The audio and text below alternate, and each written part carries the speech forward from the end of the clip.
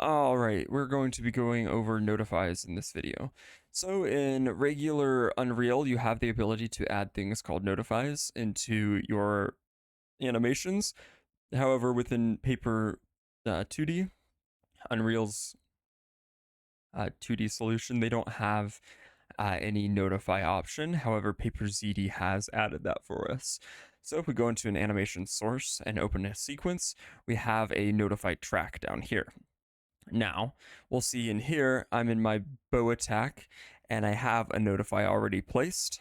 And when I play, we'll see that it shoots an arrow. Once this is hit, there's an arrow spawned.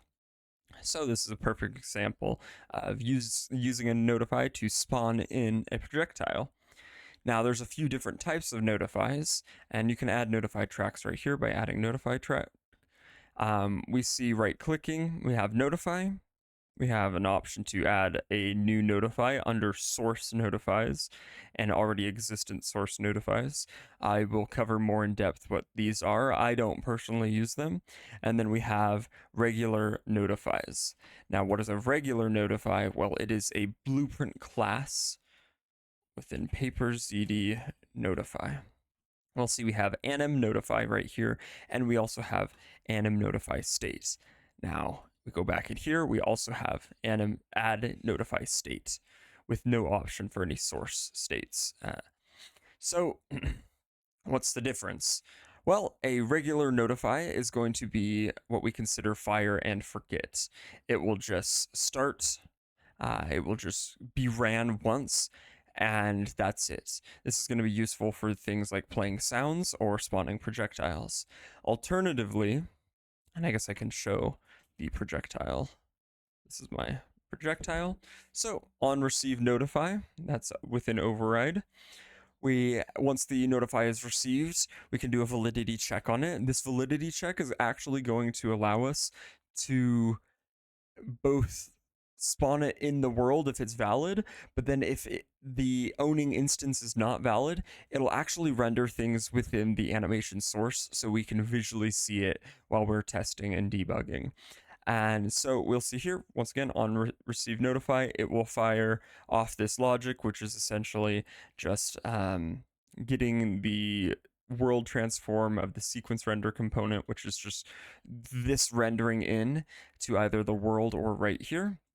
And then it runs some logic to spawn in an actor. And the nice thing about this too is whenever we have variables, not local variables, but regular variables, they will actually appear within our notify. So we'll see here, I have the option to change the class. This class was plugged into the spawn actor class. In this case, it's my arrow projectile BP. I could also change it to something like a fireball. And then my character would shoot out a fireball. I'll go back to arrow. And then there's other things like offset scale. I have some debugging, and I'll go more in depth in this specific spawn projectile, but this is still going over and explaining the ideas of notifies. So a powerful part is the ability to change variables within here, and then this is reflected and saved permanently because we have this connected to both. So the class, whenever we set the class within the animation source, it will still be reflected back into the actual valid world. It's just a very useful and powerful part of PaperZD. PaperZD notifies. So that's a just regular notify. You don't need to worry about this as much. I will go more into that. Now, alternatively, we also have notify states. Now we'll see here we have two little diamonds as compared to here, which just had one. That's a fire and forget. We only need to fire it once. Now in a notify state, this is going to be ran. It creates a state. What is a state? A state is I can't think of any way to describe it without using state. Essentially, it creates an environment in which we can run logic for a set amount of time. So in this case, we're going to want to create, this is a hitbox. We're going to want to make a hitbox for as long as the character is attacking. So we'll see here, we run this. It's hard to tell with the way that this debug is showing, but this is coming into the world for this instance while that exists. And I could actually, for one frame, go into the world, and we could see that it exists only when the character is attacking. Right there. Perfect. So a notify state gives us a start point and an end point by which we can start logic and then we can finish it, all contained within itself. We'll go into that notify state. We have a few options. We have on notify begin, and then we have on notify tick. This is what I utilize for my hitbox. Is it creates a separate tick where for the entire existence from here to here of this hitbox, we will be able to run logic. In this case, all we are doing is we are creating a box trace for objects and we're trying to detect enemies. And if they're detected, it will then apply damage to them. Only once because it runs on tick, you could end up accidentally applying damage several times. But we've got that all covered here, and once again, this will be covered a bit more in depth in the future. So I hope that kind of makes sense. It's a state by which there is a beginning and an end. In fact, there should be. Yes, there we go. Sorry, I already had it opened. So the functions for a notify state are notify begin, on tick, on notify tick, and on end. So we have the ability to have a definitive start point, a in between while the state exists, and a definitive end point. Perfect. This is, like I said, great solution for hitboxes, and they can easily be added in to any keyframes in which a character is attacking very quickly. Now, so far we have used notifies and notify states, and these are blueprint classes. Therefore, we can go into other characters.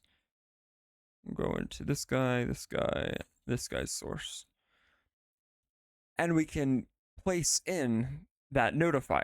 Because it's a blueprint class, we can right click, add notify, and it'll still show up my spawn projectile.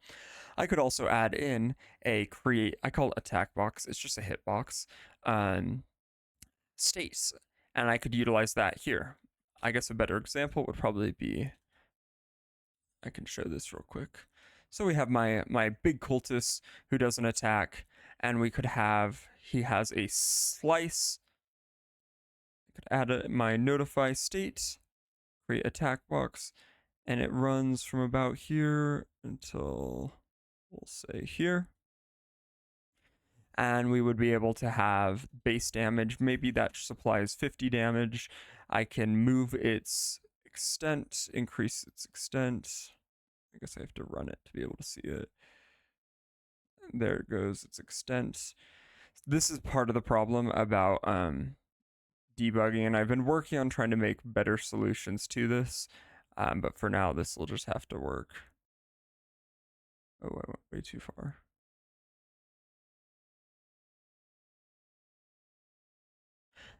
Okay, this is going to be a bit of a pain. So this is not a very great example. I forgot how long this animation is, but what I was going to try to do was add in, I'm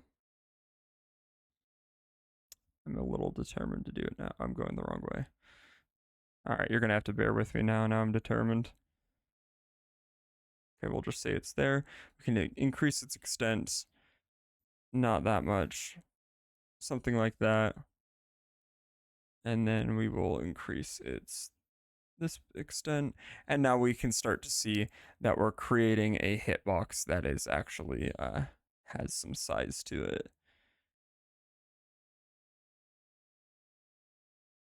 This is not a great example of debugging. See, I will work on this further, but for now, we'll see. If it was within this range, a character, they would get damage applied to them, and then we could actually come in here,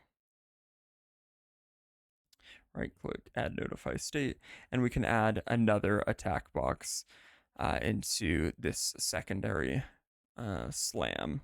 I'm not going to go through doing all that again since that was a little bit painful, but there we go. So that idea is we have blueprint classes that we can add in to any character.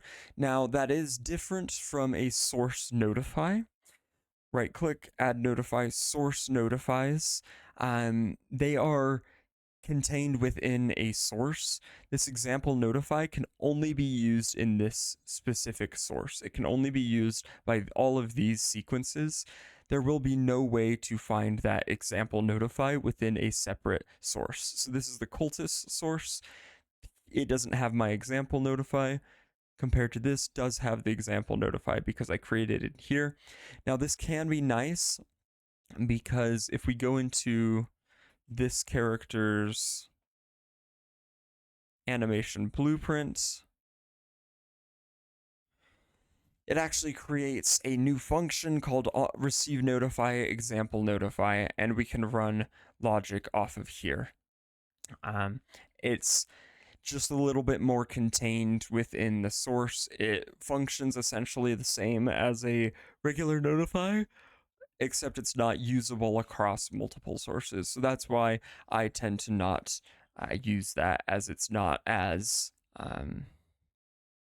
adoptable by all sources. All right, so I hope that makes sense. That was a little bit drawn out when I was trying to get this to work. So obviously I can still benefit from some improved code, but for now that should cover what notifies are. The final thing, I suppose, I don't have this added in properly, but you can play sounds. I have a notify that's supposed to play sounds. So it would play a sound. Actually, this one might work.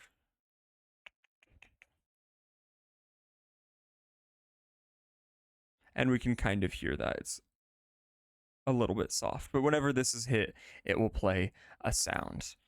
Perfect. So that will be that for now. If you have any questions, feel free to ask.